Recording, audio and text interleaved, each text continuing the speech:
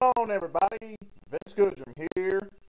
It is Saturday night, and I'm gonna head out to the club tonight. Had a very hard week as pre-Friday. It was pre-Friday, and Black Friday's coming up, so I've had a whole lot of work to do. But before I head out in a couple of hours, just wanted to put up this video and just show you guys some of my cooking skills, because a lot of people have asked me about it there.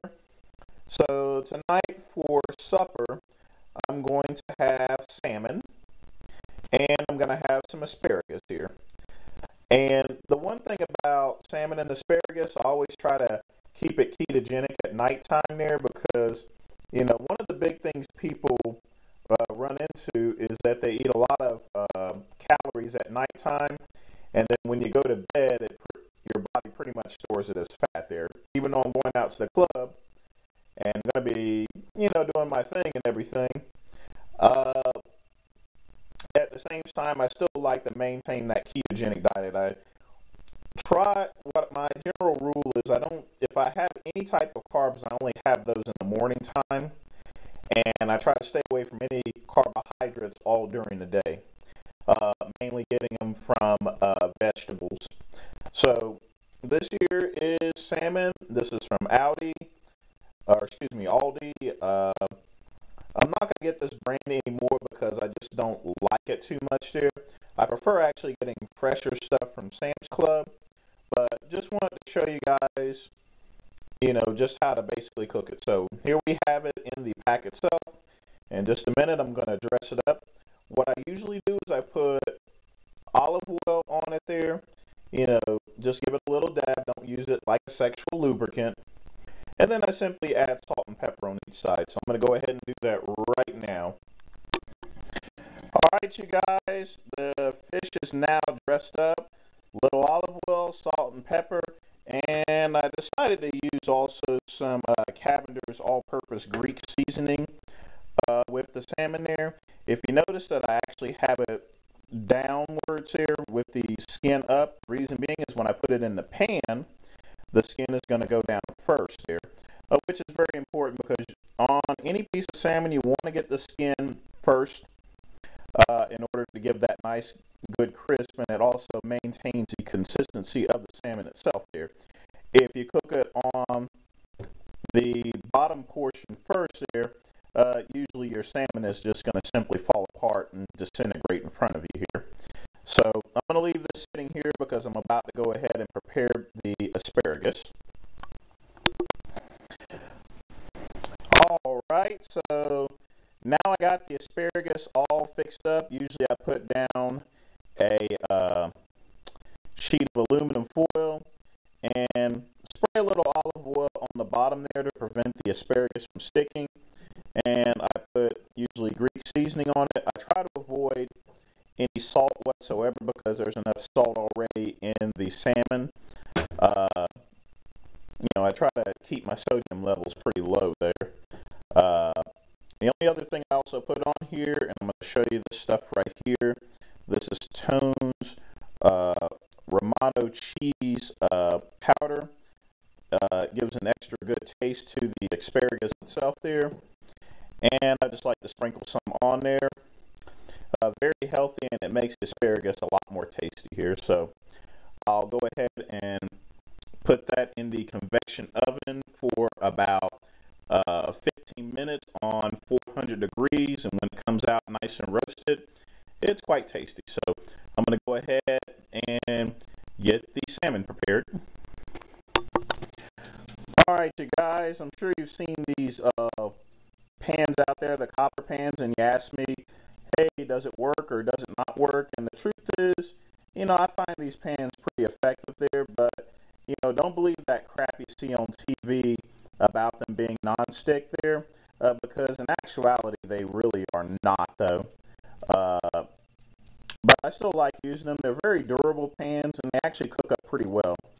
Now, anytime you cook up salmon there, you do want to put a little oil in there, and I've just sprayed some olive oil in here. You want to make sure that this pan is properly hot, so that way you get a good crispy sear on the salmon itself there. Not going to really do, the only reason why I put a spray in there is because I already have olive oil on the salmon coated there, which is going to be sufficient enough in order to give it a nice pan fry. So I'm going to go ahead and throw it in. All right, so as you can see here, I got the salmon cooking all nicely here. Like I said, I'm about to turn it over and get the other side. And whenever you do a light spray in the pan itself, it's going to heat up very quickly there. So you're only going to want to cook it on that side for at least 5 minutes here. One thing you don't want to do is you don't want to peek up on the salmon itself there, because otherwise, like I said, if you don't cook it enough there on its side, then it's going to fall apart itself there. Right now, I am about to flip it over though. Now, guys, don't worry if the salmon actually gets burned or not though, because blackened salmon is very tasty there. The key thing is that you want to get a good fry on the salmon itself. Make sure that it is properly thawed out, and that way you don't have the salmon swimming in water. As you can tell from here, it's properly seasoned, it's being seared. You don't see any water like you saw in Jason Genova's video. So I'm going to go ahead and flip this over with some tongs there, and hopefully I don't screw it up, because with me holding this camera, anything can happen here. So just a second here. All right. So as you can see, that is a lovely sear on that salmon. Now I still have a little part right here, which once I get this other side cooked up there, I'm going to turn it over slightly there, and then I'm going to hold it there. But the key to making salmon itself there, or at least the way I make salmon, is to make sure that I get a good sear on the back end side there, because that skin is very crispy and it's very delicious there. And because I didn't use much oil in it there, it's also quite healthy. A lot of people, they put way too much olive oil into making salmon. You don't really need to do all that there. I mean, if you have a good hot pan and you put a proper amount of olive oil and proper spices, you don't really need that many spices. I see people putting like 12 or 13 different items on there. The only thing you really need is a little bit of salt and pepper there. That's really it though. So I am going to give this a couple more minutes, and then I'm going to turn it right on over. All right, you guys, there you have it. This is nice, delicious salmon. You don't see any oil or any grease all over the place. The skin is properly seared. It's going to be really crispy. And the very top of it, it is well cooked and this is a very tasty product there. Even the type of brand, even though this is not the brand that I'm going to buy anymore, like I said, as long as you use a good olive oil and you use, salt and pepper, that's the most simplest ingredients out there, you can make for a tasty meal. So I'm going to go ahead and take care of the asparagus, and we'll just be about done here. All right, you guys, this is the finished product. The asparagus is nice and neatly roasted. And as you can tell, the asparagus still maintains its vibrant color. Never boil asparagus, always roast it, so that way it keeps all the nutrients in. As you guys notice, that there's a much larger portion of asparagus than there is of salmon. And that's the reason being is because, asparagus actually has a good amount of protein. I love asparagus, and I just like the flavor of it there. As far as, meat to vegetable ratios and everything like that, it's always important to eat more vegetables than it is to eat more meat there, because, the vegetables are what's going to give you all the good nutrients and stuff like that, and the salmon is what's going to give you the protein.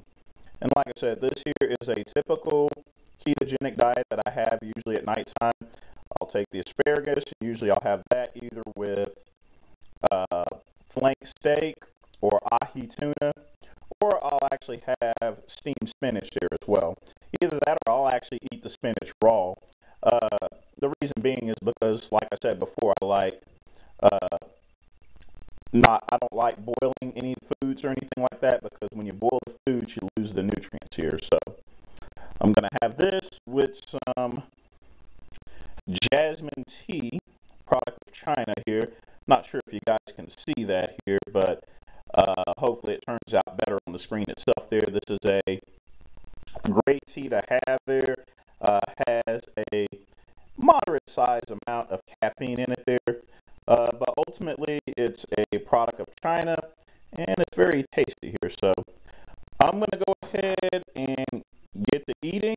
Then I'm going to clean up. Then I'm going to head out to the club. But that's all for tonight, people. You guys take care and keep making those meaty gains.